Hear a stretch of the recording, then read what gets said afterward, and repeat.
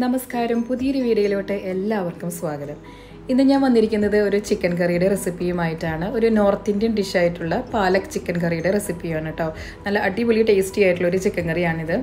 നിങ്ങൾ ആദ്യമായിട്ടാണ് ഈ ചാനൽ കാണുന്നതെങ്കിൽ ഒന്ന് സബ്സ്ക്രൈബ് ചെയ്യുക. അതുപോലെ തന്നെ നിങ്ങൾക്ക് വീഡിയോകൾ ഇഷ്ടമാകുന്നുണ്ടെങ്കിൽ ഒന്ന് ലൈക്ക് ചെയ്യാനും നിങ്ങളുടെ അഭിപ്രായങ്ങൾ കമൻറ്റ് ബോക്സിൽ മെൻഷൻ ചെയ്യാനായിട്ട് മറക്കരുത് കേട്ടോ.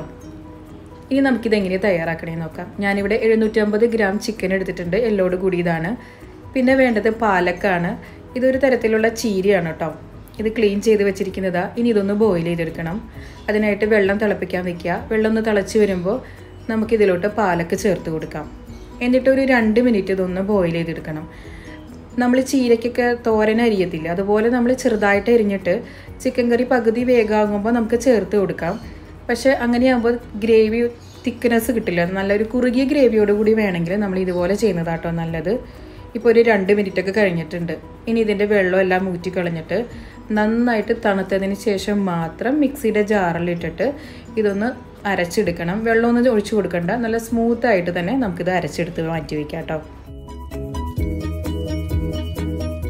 ഇനി ഒരു പാൻ ചൂടാക്കാൻ വയ്ക്കുക. എന്നിട്ട് അതിലോട്ട് ഏതെങ്കിലും റിഫൈൻഡ് ഓയിൽ ഒഴിച്ചു കൊടുക്കുക. ഞാനിപ്പോൾ ഇവിടെ 3 ടേബിൾ ടീസ്പൂൺ ഓയിൽ ഒഴിച്ചു കൊടുത്തിട്ടുണ്ട്. പിന്നെ ചേർത്ത് കൊടുക്കുന്നത് പട്ട, ഗ്രാമ്പു, ഏലക്കായാണ്. ബേ ലീഫ് ഉണ്ടെങ്കിൽ അതും കൂടി ചേർത്ത് കൊടുക്കുക കേട്ടോ. അതിനുശേഷം ഒരു സവോളയാണ് ചെറുതായിട്ട് ചോപ്പ് ചെയ്തതാണ് ചേർത്ത് കൊടുക്കുന്നുണ്ട്. ഇനി ഇതിൻ്റെ ഒരു പച്ചമടൊക്കെ മാറുന്നത് വരെ, ഒരു ലൈറ്റ് ഗോൾഡൻ ബ്രൗൺ കളർ ആവുന്നത് വരെ ഒന്ന് വഴറ്റി കൊടുക്കണം. അപ്പം നമ്മൾ കുറച്ച് ചിക്കൻ എടുത്തിട്ടുള്ളൂ, അതുകൊണ്ടാണ് കേട്ടോ കുറച്ച് ഇൻഗ്രീഡിയൻസ് ചേർത്ത് കൊടുക്കുന്നത്. 1 ടീസ്പൂണ് വെളുത്തുള്ളി ഇഞ്ചി പേസ്റ്റാണ്, അത് ചേർത്ത് കൊടുക്കുന്നുണ്ട്. പിന്നെ നമുക്ക് ഒരു 3 പച്ചമുളകാണ് ഞാൻ ചേർത്ത് കൊടുക്കുന്നത്. ഒത്തിരി സ്പൈസി ആയിട്ടുള്ള ഒരു കറിയൊന്നുമല്ല കേട്ടോ അത്. ഇനി ഇതിൻ്റെയൊക്കെ ഒരു റോ ഫ്ലേവർ മാറുന്നത് വരെ ഒന്ന് വഴറ്റി കൊടുക്കണം.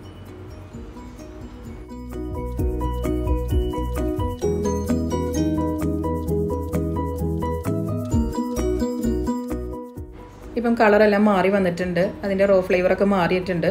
ഇനി നമുക്കിതിലോട്ട് മസാലകൾ ഓരോന്നായിട്ട് ചേർത്ത് കൊടുക്കുക. 1 ടീസ്പൂണ് മല്ലിപ്പൊടി ചേർത്ത് കൊടുക്കുന്നുണ്ട്. 1/2 ടീസ്പൂണ് മുളക് പൊടിയാണ്, സാധാ മുളക് പൊടിയാണ്, കാശ്മീരി ചില്ലി അല്ല കേട്ടോ. 1 ടീസ്പൂണ് ഗരം മസാല, 1/2 ടീസ്പൂണ് ജീരകപ്പൊടിയാണ്, നല്ല ജീരകത്തിൻ്റെ പൊടിയില്ലേ അത്, 1/2 ടീസ്പൂണ് മഞ്ഞൾപ്പൊടി കൂടി ചേർത്ത് കൊടുക്കുക.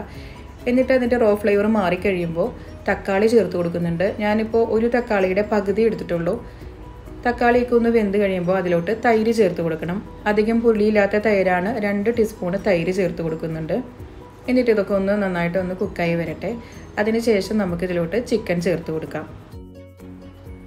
ചിക്കൻ ചേർത്ത് കൊടുത്തതിന് ശേഷം നന്നായിട്ട് ആ ഗ്രേവിയൊക്കെ ചിക്കനിലോട്ട് കവർ ചെയ്യുന്ന രീതിയിൽ നന്നായിട്ടൊന്ന് മിക്സ് ചെയ്തെടുക്കാം.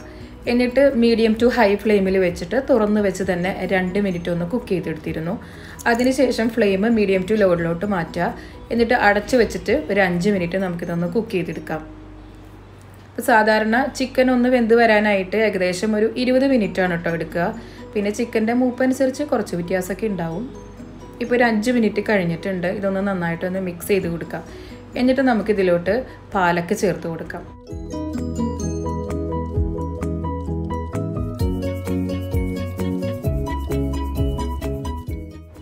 ഇനി നമുക്കിതിലോട്ട് പാലക്കിൻ്റെ പേസ്റ്റ് ചേർത്ത് കൊടുക്കുക. കുറച്ച് വെള്ളം കൂടി, ചൂടുവെള്ളം കൂടി ഈ സമയത്ത് ചേർത്ത് കൊടുക്കാം കേട്ടോ. നമുക്ക് എത്രത്തോളം ഗ്രേവി വേണമെന്ന് വെച്ചാൽ അതുപോലെ. ഇനിയിപ്പോൾ നിങ്ങൾക്ക് ഇത് വേണ്ടെങ്കിൽ നമ്മൾ ചീരയ്ക്ക് തോരനൊക്കെ അരിയത്തില്ല, അതുപോലെ പാലക്ക് ചെറുതായിട്ട് അരിഞ്ഞിട്ട് ഈ ഒരു സമയത്ത് ചേർത്ത് കൊടുത്താലും മതി കേട്ടോ. പക്ഷെ ഞാൻ എപ്പോഴും പ്രിഫർ ചെയ്യുക ഇതാണ്. കാരണം നമ്മുടെ ഗ്രേവിയൊക്കെ കുറച്ച് കുറുതായിട്ട് കിട്ടണമെങ്കിൽ ഇതുപോലെ പാലക്ക് ബോയിൽ ചെയ്തിട്ട് പേസ്റ്റായിട്ട് ചേർത്ത് കൊടുക്കുന്നതാണ് കൂടുതലും നല്ലത്.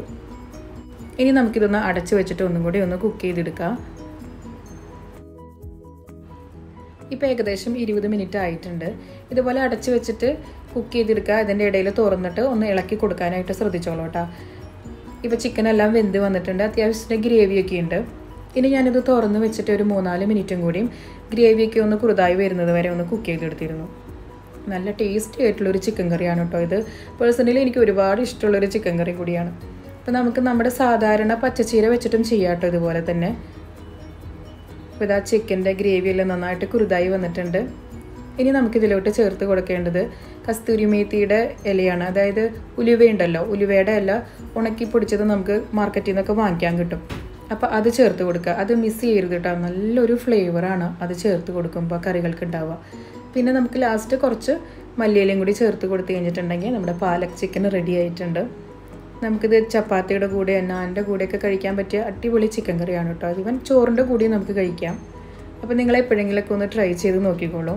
എന്നിട്ട് നിങ്ങളുടെ അഭിപ്രായങ്ങൾ കമൻറ്റ് ബോക്സിൽ മെൻഷൻ ചെയ്തോളൂ കേട്ടോ.